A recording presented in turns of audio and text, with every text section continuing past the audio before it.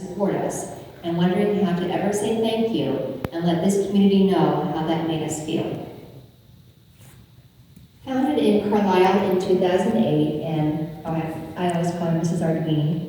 So Mrs. Arduini asked me today to kind of tell you what led me to start Camp Koala. I was a senior in high school when my sisters were killed, and went on to college, floundered a lot, transferred a lot, but graduated on time. Went to graduate school in Boston, and lived in California for some time, lived on the East Coast, got married, had kids, became a college professor, and just kind of was always something there that I needed to do, my sister's memory. So I was leaving Virginia Tech and coming up to Carlisle to teach at Dickinson, and after my Dickinson contract ended, I just thought, well, now's a good time, and it had been about 20 years for me. So it was 2006, and I was watching Oprah, and I heard some of her guests, one of her guests on that program had started a camp for kids who had lost their families in the Twin Towers. And it was at that very moment where she talks about the light bulb moment, that was what happened to me, the light bulb moment. So I decided not to take another teaching job and to work on getting Camp Koala started. So it took me about 3 years to get the nonprofit founded and get all of the publishing and the bylaws and all the things that go along with starting a nonprofit. So that took a few years. And our first, we were founded in 2008, and our first camp was in spring of 2009. Camp Koala hosts 4 1, 2, and 3 day, overnight, and day camps for children who have experienced the death of a parent, primary caregiver, or sibling. We host 5 children's grief support groups in schools and hospitals, including one right here at EVAN, which is starting next month. Each year, we partner with local school districts to observe National Children's Grief Awareness Day by offering a poster design contest and distributing thousands of grief support wristbands throughout the school day. These events help spread awareness about children's grief and help destigmatize bereavement in our schools and communities. We also offer comfort boxes for counselors to distribute to grieving children upon their return to school after the death of a loved one. And I brought some brochures about our comfort boxes if you'd like to look at those. In 2016, we expanded our programs beyond Carlisle and Wilkes-Barre and offered our very first 3-day weekend camp at Camp Karundinha in Union County. Our programs support up to 400 grieving children each year. Our mission is to provide children with the tools and resources to manage their grief in a healthy way and to offer companionship in a supportive environment. Our program is based on peer support and companioning the bereaved. Grieving children don't often respond to one-on-one therapy in an office setting, which makes our program unique. We offer creative and non-traditional therapy methods in the hopes that children will find ways to express their grief outside of the camp setting. Camp activities tailored toward the grieving child are mostly art therapy and play therapy based, and may include pet therapy, poetry, journaling, anger management, music therapy such as singing, drumming, and percussion, theater improvisation, sharing and healing circles, sand tray therapy, and dance and movement therapy. Each camp is a little bit different. Traditional camp activities are interspersed between therapy sessions and may include canoeing, fishing, hiking, archery, campfire sing-alongs, and of course s'mores. Session leaders, volunteers, and big buddy counselors may include art therapists, music therapists, school counselors, social workers, local artists, child life specialists, local college and university professors, and local social work counseling and psychology students, police officers, and now the chief of police in Mecklenburg. Our services are provided at no cost to the surviving family. 1 in 9 people lose a parent or sibling before age 20. 1 in 7 lose a parent. Symptoms of unresolved grief may include long-term depression, anxiety, drug abuse, alcoholism, bulimia, anorexia, harm to self or others, panic attacks, chronic pain, psychological problems, psychosis, and suicide. We're serving at-risk youth in our community. Most are boys, and many are low-income and minority children. Many of our applicants are in a foster program. We follow the United Way's program logic model to measure our goals and outcomes. After camp, we offer children's grief support groups at local hospitals and hospices. In a recent conversation with the county coroner, he expressed his concerns with me about the drug epidemic and overdoses he was experiencing. and how we can work together on this issue. We hope that by offering support after a tragic death to drug overdose, we can help grieving children navigate their grief journey in a healthy way that doesn't include drugs to numb their pain and suffering.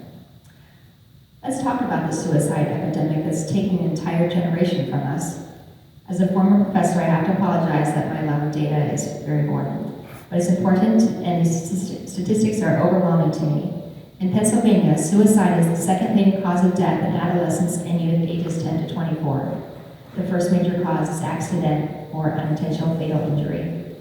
In the US, there are 129 completed suicides per day. Over half are from guns. And I know I don't need to talk about that debate here, as we're all probably on the same page. According to the Youth Behavioral Risk Factor Surveillance System data, over 17% of high school students have seriously considered suicide. 17%. And 7% have made a suicide attempt. Females are more likely to attempt suicide, and males are more likely to die by suicide. As a parent to young adults, I have had too much experience with suicide attempts among our circle of friends, and seeing some friends lose their children to drug overdoses and suicide. This is not limited to low-income families who are bad parents. This is a universal problem affecting all walks of life, even great families. According to the Center for Disease Control, Pennsylvania has the third highest drug overdose mortality rate in the United States. According to the most recent data, there were 78,200 overdose deaths, 47,600 from opioids, and of those, 28,400 were from fentanyl. This is a 17% increase in overdose deaths from the previous year. And I just wanted to point this out because this is something that is increasing in our campers since we started in 2009. Another data statistic that I'd like to talk about is the correlation between our jails and grief. I'm pleased to be in a room with people who show an interest in these types of concerns I have, as I usually exclude them from my speeches. Thanks for listening. Talk about these things that are kind of hard to hear. If trauma and life event stressors are left unidentified and untreated, young and older prisoners with cumulative trauma and life event stressors during their life course may exhibit adverse consequences such as physical, psychological, and behavioral problems, including the risk of poor physical and or mental health, recidivism, and violence. Studies report that 80% or more of incarcerated individuals experienced a traumatic death as a child. 1/3 have had 3 or more losses, and that they had no support in dealing with their loss. There's plenty of research on this topic. My hope is that through offering children grief support after a death, we can prevent these psychological and behavioral problems that may lead to incarceration. This is one topic I hope to someday research with the support of a local university research grant with an interested graduate student. I think it's fascinating to understand the correlation between unresolved and traumatic grief and how it can manifest into illegal behavior reactions. Just think, maybe we could prevent many crimes and clear out our jails for future generations. One of the daunting tasks of evaluating our programs is the what-ifs that may never happen because we supported children after a loss. When I hear about a grieving child who's acting out at home or school, I immediately assume this is how they're expressing their grief. Grief comes out sideways. You never know how children may express their grief. Experiencing an unexpected death as a child is often, if not always, traumatic. Children are often the forgotten mourners, expected to bounce back, to heal, to get over it. Research shows us that this is not the case. We need to support our youth after a death and give them peer support to help with their grief journey. An example that I recently observed was after the death of Kobe Bryant. Someone asked me, why didn't I put something up on our Facebook page about his death to show our support? I had to think about this. My answer was, I didn't want to publicly address the death of a celebrity when the death in our community goes unnoticed. It happens all the time to ordinary people. This is no more important than the loss of our community members and their experience. And the thing that bothered me most was that there were more people who died in the plane than just Kobe and his daughter Gigi. Of course, this is a terrible accident. And they were just as important to the ones they left behind, yet they were barely acknowledged, an afterthought, and addendum on the news. And they would say, oh, and also there were other people on the plane. And what struck me most was that Mrs. Bryant was the one person whose loss was most acknowledged and more important than anyone else's grief. What about the other families? And what about the siblings? What about the siblings of Gigi, the children of Kobe who lost their father and their sibling? You'll notice that in our society, the focus of death, the death of a child is most often centered around the grief of the mother. Fathers and siblings are the forgotten mourners.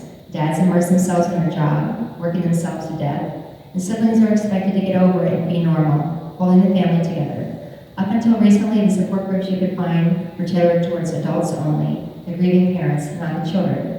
We are one of the premier programs who first offered grief support for children and teens. Psychological responses to childhood grief include anger, fighting, irritability, and poor concentration, many of which gets kids into trouble at school and at home. Camp Koala is here to help children process their loss and have a healthy grief journey. I hope you don't know what it's like to go back to school after the death of a family member and feel like you're contagious. Where do we receive our referrals is one question I'm often asked. We try to keep in close contact with local school counselors who are often the first ones to encounter a grieving child. Sometimes, a death happens during the school day and the kid needs to be picked up.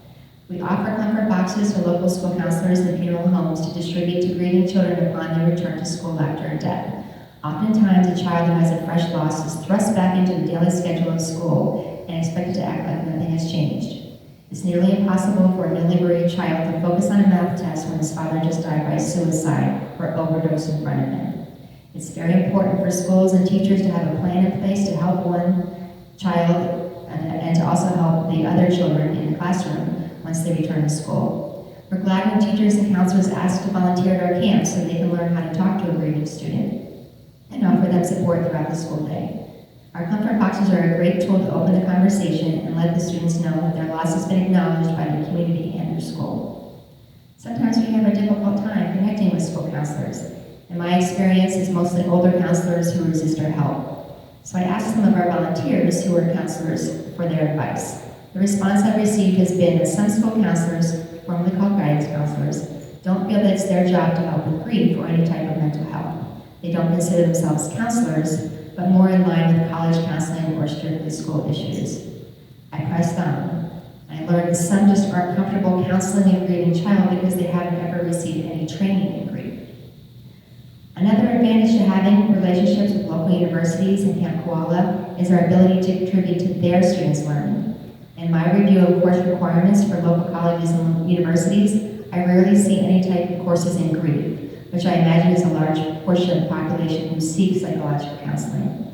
Camp Koala offers hands-on experience to our volunteers who may be studying in the mental health fields or working with children. This past year, we opened another camp in Mecklenburg in addition to our 3-day weekend camp in the West End. This camp was specifically for teens and was therapeutic arts-based. We had our best team at this inaugural camp, and it was one of the best camps we've had. We hope to have this new teen camp continue each fall in Mecklenburg, actually Vicksburg. One of our activities was smashing a clay pot. We talked about how things changed since the death we experienced, and what has been broken, what our feelings are, anger, sadness, guilt, loneliness, etc. We think about all of our emotions, and with a hammer and goggles, we smash our pot. Some teens pulverize their pot, screaming expletives and painful feelings. Our art therapist tells them that now they have to put the pot back together, symbolic of having to put our lives and our families back together. They say it's impossible. We talk about putting the pots together. They're ugly, they're broken, they have cracks, they have glue seeping out. They're missing pieces, and some have been pulverized into dust. Still, we must put them back together, even if it is ugly. Before we glue them together, we write and draw on the larger pieces. We talk about who supports us, who helps us hold our lives together, what hurts us, what helps us. Each feeling is given a piece of the broken pot. Another wonderful part of this project is that each team helps another hold their pieces together while the other one glues. The Big Buddy volunteers sometimes step back and let the magic happen between the teams talking about the pieces and their loss. I can take all the credit in the world for having the most perfectly planned curriculum, but it's always the things we don't plan that are the most magical, like watching boys in the top bunks at camp, sharing their losses with one another while their buddies are getting ready for bed, or seeing how the teens loosen up and want to hear about each other's stories as they make a project. I have a wonderful story about camp, told from the eyes of my own son, who was about 11 years old. At the end of the day, I was alone in my cabin, having just finished our evening buddy meeting to talk about the first day of camp. He was a junior buddy at the time, which is an opportunity for young volunteers or former campers to participate before they're an adult. It's a go-for-job mostly, and preparatory experience to being a big buddy. While big buddies are in their meeting, the junior buddies and bedtime sheriffs help the campers get ready for bed. So he burst into my room, somewhere between tears and elation. He said, "Mom, I just had the most amazing experience. I was helping the boys get ready for bed, and after they brushed their teeth, a bunch of them were on the two top bunks talking about their dads. Two boys had both lost their dads to murder, and had never met another kid who had that happen to them. They took turns telling each other their story, and they were all hugging each other." He stood back and watched quietly. He said it was a magical experience. He said, "Mom, I so get it now, why you bring them together." He thanked me and left 3 feet off the ground. He felt so good. So not only did the campers have a life-changing experience, I've heard from many volunteers how one weekend changed their lives too.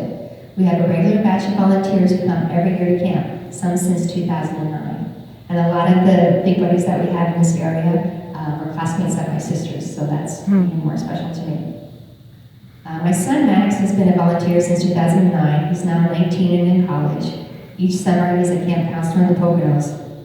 The camp counselors were told that two brothers had just lost their dad a month before camp started. So one of them was in Max's group.